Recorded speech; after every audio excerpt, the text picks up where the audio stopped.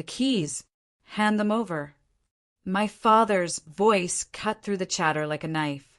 The music dimmed, glasses clinked nervously, and 30 pairs of eyes landed on me.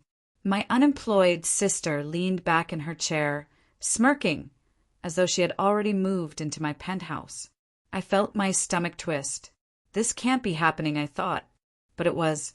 "I said no," I whispered, my voice shaking more from betrayal than fear. The next second, the sharp sting of my father's hand cracked against my cheek. Gasps filled the room. One of my earrings skittered across the polished floor, a tiny metallic scream against marble. For a moment, I couldn't hear anything, just the ringing in my ear, the shame pressing down on me like a heavy curtain. My mother looked away. My sister giggled. No one stood up for me. I stood. My legs felt like they belonged to someone else. Without another word, I pulled out my phone, slid my finger across the screen, and pressed the button I never thought I'd use. A silent insurance I'd set up months ago, just in case family ever crossed the line I feared they would. I walked out of that hall with 30 pairs of eyes drilling into my back. The air outside was cold, stinging alive. I kept walking, counting my breaths. 30 minutes later, I heard the door creak, open again. Heels clicked against the floor. A woman's voice carried like thunder. "You have 5 minutes to decide. Have you ever had family cross your boundaries in front of everyone? Let me know in the comments." The room froze. My father's mouth twitched, searching for authority he suddenly didn't have. My sister's grin faltered, her hands tightening on the glass she'd been swirling as if it might shield her. The woman who entered didn't look like anyone's guest. Tailored black suit, hair pulled into a sleek knot, eyes sharp enough to slice through excuses. She carried no introduction, only presence. She set a slim leather folder on the table as if it were a gavel. 5 minutes, she repeated, her voice calm, almost kind, but edged with steel. "Keys, contracts, and every word spoken tonight will be accounted for." The guests shifted in their seats. A few cousins exchanged nervous looks. My mother finally raised her eyes from her lap, a faint flicker of fear replacing her usual coldness. My father tried to laugh, a brittle sound. "Who the hell are you?" The woman didn't blink. Instead, she tapped the folder. A single key slid out, my penthouse key. "This doesn't belong to anyone here but her." She pointed at me. I felt the world tilt. For months, I'd hidden my backup plans, my safeguards. No one knew about the quiet retainer agreement I'd signed with her. Not even my best friend. My sister scoffed. "Oh, please. This is pathetic. She still wears that perfume from high school." Her attempt at mockery landed flat, a desperate decoy. The woman's gaze stayed locked on my father. Time is running out. And in that silence, I realized I wasn't the powerless one anymore. The ticking of the grandfather clock in the corner suddenly felt louder than every whisper in the hall. I touched the spot on my cheek where my father's hand had landed, the heat still pulsing, and let the silence stretch. My father finally stood, puffing out his chest. "This is family business. Outsiders have no authority here." The woman's lips curved into something between pity and warning. Authority doesn't care about family excuses. Contracts, deeds, tax records, those care. She tapped the folder again, and a stack of documents slid out like a magician's trick. Gasps broke the tension. I saw my uncle lean forward, squinting. My sister's face drained pale, her nails digging into her palm. "This is ridiculous," she muttered. "She's lying." But the papers were real. I knew because I had signed them. Quietly, months ago, I had taken steps to protect myself, anticipating the day my father would choose her over me again. The penthouse was legally sealed under my name, with a clause ensuring any forced transfer would trigger an investigation. The woman's voice dropped, softer, yet it carried across every corner of the room. "Do you want this to be handled here, or in court?" My father's jaw tightened. He hated public shame more than anything. Yet 30 witnesses were already watching. For the first time that night, the shame wasn't mine. I sat down slowly, picked up my fallen earring from the floor, and placed it in my palm. The metal felt heavier now, like proof. The earring glimmered in my hand, catching the chandelier's fractured light. A small thing, but suddenly it felt like a mirror of me, discarded, humiliated, yet undeniable proof that violence had taken place. I slipped it into my purse without a word. My father's voice cracked through the air, louder than before, but thinner, desperate. You think a few papers mean anything? This is my daughter, my house, my rules. The woman didn't flinch. She glanced around the table, at the guests still frozen, mid-sip, mid-bite. Interesting, because these 30 witnesses just saw you strike her. And if we're counting rules, assault trumps dinner etiquette. A ripple spread through the crowd. Cousins whispering, an aunt pressing her hand to her chest, my mother shifting uncomfortably in her chair. My sister slammed her glass down. Stop making this dramatic. She doesn't deserve that penthouse anyway. She barely even lives there. Her words sliced, but this time they didn't wound me. Instead, they hung in the air, revealing more about her envy than about me. The woman leaned in closer to my father, her voice low, surgical. You have 4 minutes.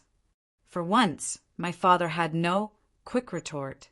His eyes darted to the folder, then to me. I met his stare, not defiant, not pleading, but steady.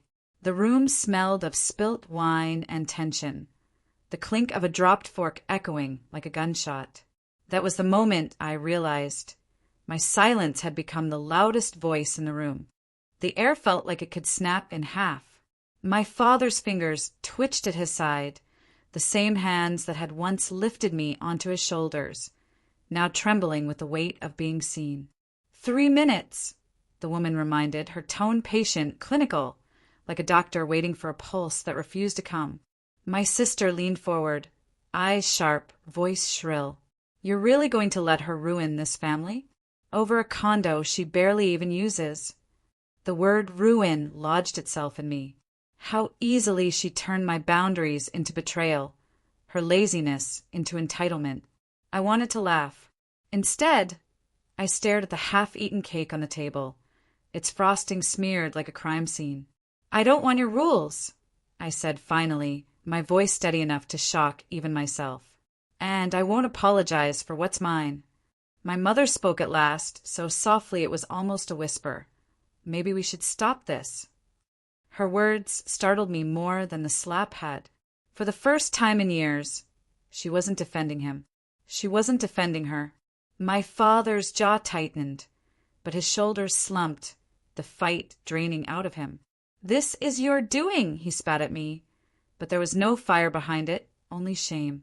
The woman straightened, gathering the documents back into her folder. Then it settled. The key remains hers. Silence followed, thick as smoke. In that silence, something shifted. For the first time, the room felt like mine. The silence didn't last. My cousin, always the one to stir things when the fire died, leaned back in his chair and muttered loud enough for all to hear, "Guess favoritism doesn't pay forever." The words cracked open the room. A few guests chuckled nervously. Others avoided eye contact. My sister's face reddened, her veneer slipping. She hissed, "Shut up. You don't know anything." But they did. Everyone did.